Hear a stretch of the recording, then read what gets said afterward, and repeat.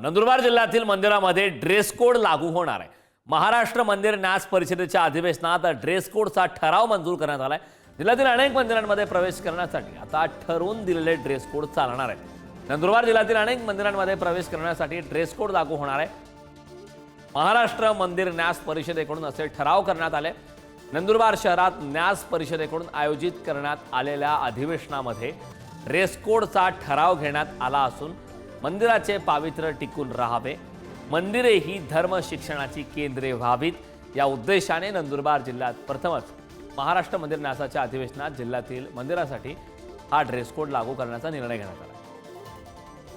या संदर्भात ताजे अपडेट देण्यासाठी आपले प्रतिनिधी आफताब खान आपल्या सोबत जोडलेत। आफताब, नंदुरबारमध्ये मंदिरामध्ये आता ड्रेस कोड लागू होणार आहे, काय सविस्तर माहिती याबाबतची?